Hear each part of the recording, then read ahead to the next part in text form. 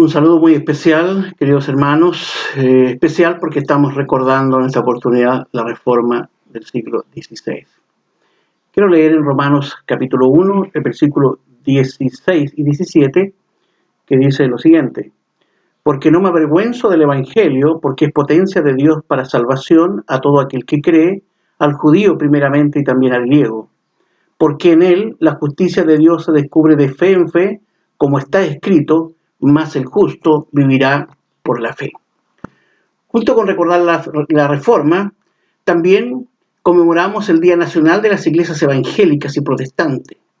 Desde el 31 de octubre del 2018, donde se dijo en aquella oportunidad que esta era una forma de agradecer el aporte que las iglesias evangélicas han realizado en forma sostenida a nuestra historia y a la conformación de una patria más fraterna, solidaria, humana, justa y espiritual.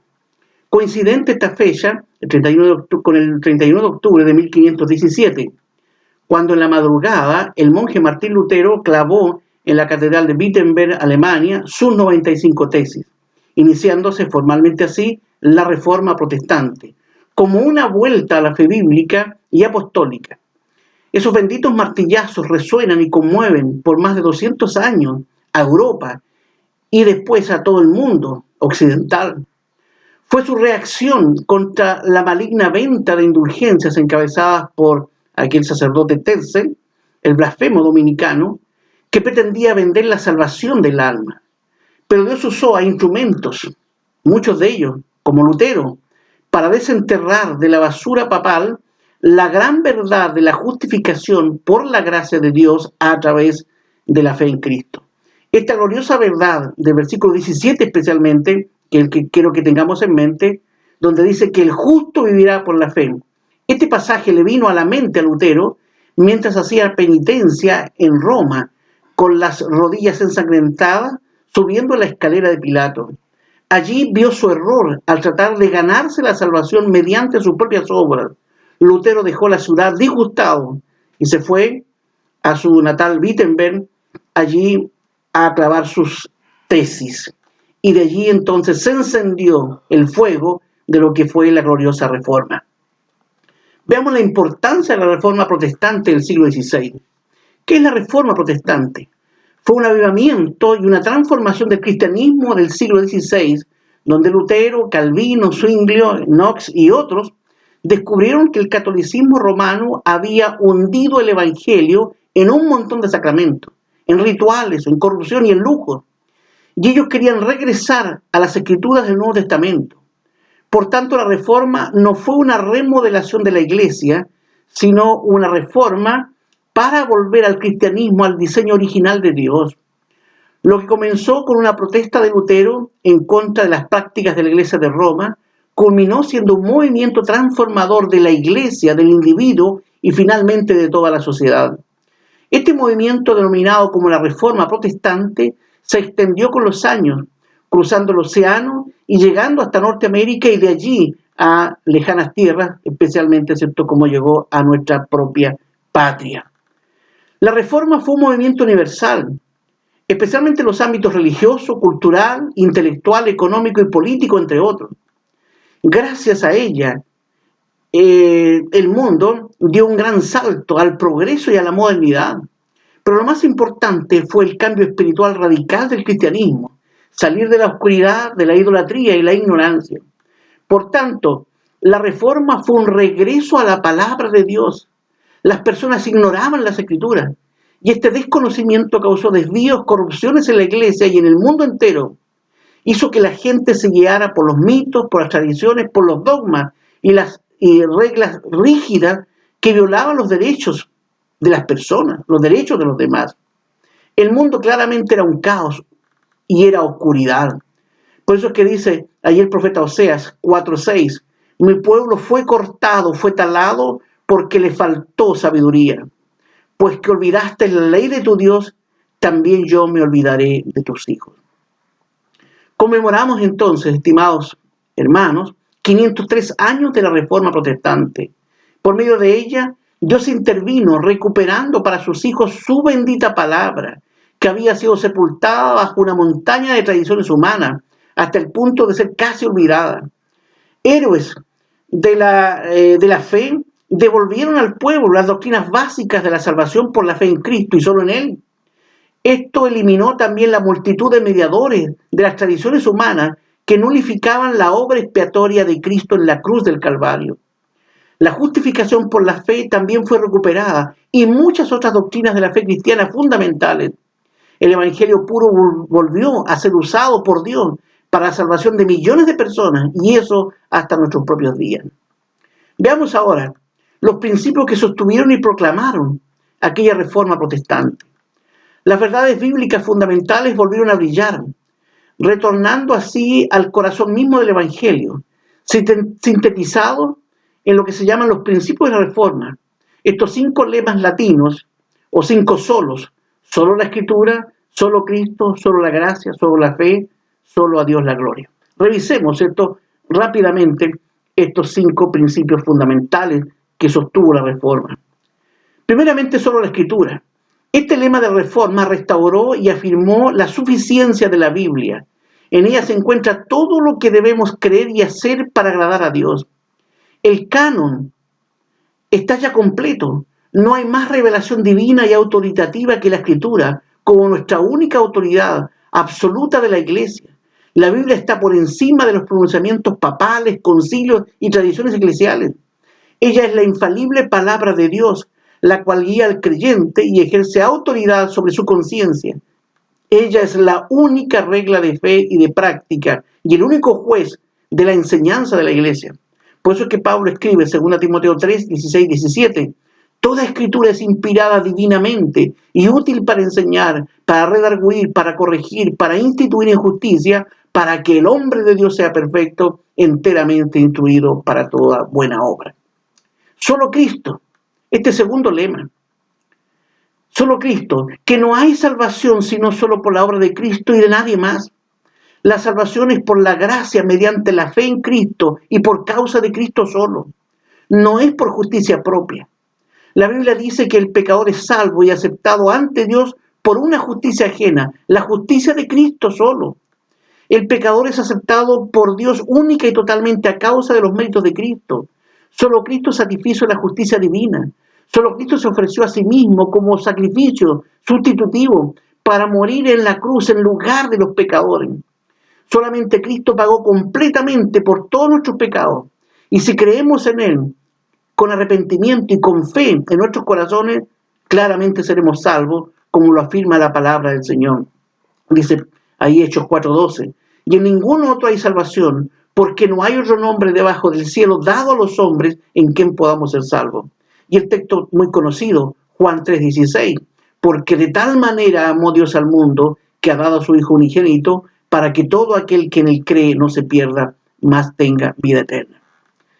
Tercero, solo la gracia.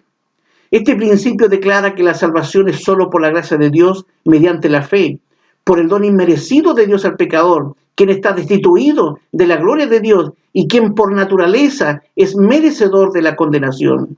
Esta gracia salvadora no proviene de las obras, no viene de lo que nosotros hagamos, que puedan ser ganar el favor de Dios, sino que viene únicamente de la gracia y amor de Dios hacia el pecador. Por tanto, el pecador contrito y humillado, y que acude a Dios en arrepentimiento y fe, despojado de todo esfuerzo y mérito propio, es justificado gratuitamente por la gracia de Dios en los méritos de Cristo y de su justicia que le es imputada, ¿cierto?, a ese pecador que cree. Pablo dice en Efesios 2, aunque estando nosotros muertos en pecado, nos dio vida juntamente con Cristo, por gracia sois salvos. Porque por gracia sois salvos por la fe, y esto no de vosotros, pues es don de Dios, no por obra, para que nadie se gloríe. Y escribe Pablo a los Romanos 3:24, siendo justificados gratuitamente por su gracia, por la redención que es en Cristo Jesús. Así que es solo por la gracia de Dios que podemos evitar el infierno y vivir en su gloria para siempre. Cuarto principio de la reforma, solo la fe. La Iglesia romana enseña que la fe sin obras, o la fe sin buenas obras, no puede salvar. Que la justificación del pecador es el resultado de la fe más obras meritorias. Pero según la palabra de Dios, según la Biblia, La salvación es mediante la fe sola. La fe en sí misma es un don de Dios. Este principio de la Reforma resalta la verdad bíblica, que el pecador es declarado justo únicamente por la fe en la justicia de Cristo y no como consecuencia de la fe más las obras. Por la fe, la justicia de Cristo es atribuida al pecador. La fe es el instrumento por el cual el pecador recibe y toma para sí la justicia de Cristo, por la cual el pecador arrepentido es declarado justo ante Dios. Aunque el pecador es justificado solamente por la fe en Cristo, esta fe, sin embargo, sabemos que se expresa externamente por las obras, como resultado de esa salvación. Dice Pablo en Romanos 3:28, así que concluimos ser el hombre justificado por la fe sin las obras de la ley.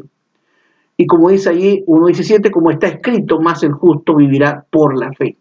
Así que quien se arrepiente sinceramente de sus pecados y cree de todo corazón en lo que Cristo hizo para salvarnos y lo hace su Salvador, se cumplirá en usted lo que ha dicho el Señor Jesucristo en Mateo 11:28. Venid a mí todos los que estáis trabajados y cargados, que yo os haré descansar. Este fue el mensaje bíblico liberador de la Reforma del siglo XVI para todo aquel que cree. Y el último principio, el quinto principio de la Reforma protestante era solo a Dios la gloria. Nosotros no exaltamos a ningún ser humano, ni organización, ni a Lutero, ni a Calvino. El único que merece toda la gloria es Dios. Y para eso fuimos creados. Como dice Isaías 43:7. Para gloria mía los crié, los formé y los hice. Así que la Reforma recuperó la enseñanza bíblica de la soberanía de Dios sobre todos los aspectos de la vida personal. Solamente Dios ha de recibir la gloria por la salvación que Él ha provisto en Cristo. No hemos aportado nada a nuestra salvación. Su propósito es en la salvación gratuita es magnificar la gloria de su propio nombre, para que cantemos sus alabanzas, para que reflejemos su santo carácter en nuestra vida y para que nos ocupemos en llamar a las almas a doblar sus rodillas delante del único Dios y Salvador, como dice Pedro, 1 Pedro 4:11, para que en todas cosas sea Dios glorificado por Jesucristo, al cual es gloria e imperio para siempre jamás. Amén. O como Pablo escribe, 1 Timoteo 1:17, por tanto al Rey de los siglos, inmortal, invisible, al único y sabio, sea honor y gloria por todos los siglos de los siglos. Amén. Hoy, tal como en los tiempos de la Reforma, vemos una decadencia y destrucción moral, tanto en el mundo como en la iglesia.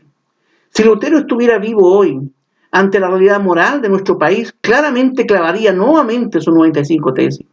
Debemos reconocer que hay una indiferencia en los cristianos ante los males que nos están sobrepasando el día de hoy.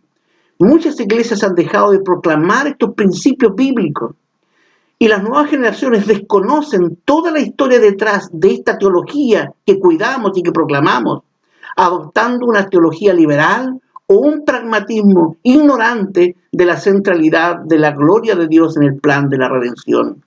Así que es urgente promover los mismos principios de Cristo, de la iglesia primitiva y de la Reforma, orando para que el mismo Dios que levantó a Lutero o a Calvino vuelva a hacer lo mismo en nuestros días y que la transformación del individuo, de la iglesia y de la sociedad puedan ser también una realidad en nuestra propia patria.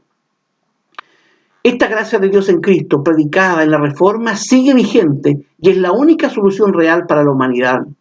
Dios diseñó un plan de salvación centrado en la persona y la obra de Jesucristo. Todo esto por causa de nuestros pecados, como dice Efesios 2, 4-7. Empero Dios, que es rico en misericordia, por su mucho amor con que nos amó, aun estando nosotros muertos en pecado, nos dio vida juntamente con Cristo, por gracia sois salvos. Y a pesar de la condición en que estábamos, Dios envió a su Hijo a morir por nuestros pecados en la cruz. Ahora, ¿qué recibimos por la obra de la gracia de Dios en Cristo allí en la cruz? Bueno, somos justificados en su sangre. Por la muerte de Cristo quedamos libres de la ira de Dios porque tenemos como Padre al propio juez. Somos reconciliados con Dios por la muerte de su Hijo. Estamos en paz con Dios, reconciliados y tenemos la paz de Dios en nuestro corazón. Somos salvos por la vida, por la muerte y por la resurrección de Jesucristo. Y quiero decir algunas palabras. Si usted que me escucha no es un hijo del Señor, le invito a que medite en lo que Dios hizo por usted a través de Cristo. Sí, hay perdón en Cristo para todo aquel que se arrepiente de su pecado y descansa únicamente en Cristo y en su justicia para ser salvo. Dios quiere salvarte, estimado amigo, por gracia, en su bondad y por medio de la fe. Pero todo esto es un regalo de Dios. Aún la fe para creer es de Dios, es Él quien te la da. El ser humano con su espíritu muerto es incapaz de producir fe para salvarse. Así que Dios ha hecho todo en Cristo para ti. La salvación no se obtiene por obra que haya hecho el hombre, por obra que tú puedas hacer, por religiosidad o por la moralidad que puedas tener. Todos los pecadores estamos en la misma condición de impotencia ante Dios. Sin Cristo, tú estás muerto. Eres un pecador, lejos de Dios. Pero Dios tuvo misericordia de ti, bondad y amor manifestó hacia ti, y te ofrece vida abundante por medio de Cristo, que es el Cordero de Dios que quita el pecado del mundo. Así que busca a Cristo hoy, porque el justo vivirá por la fe. Dios te bendiga.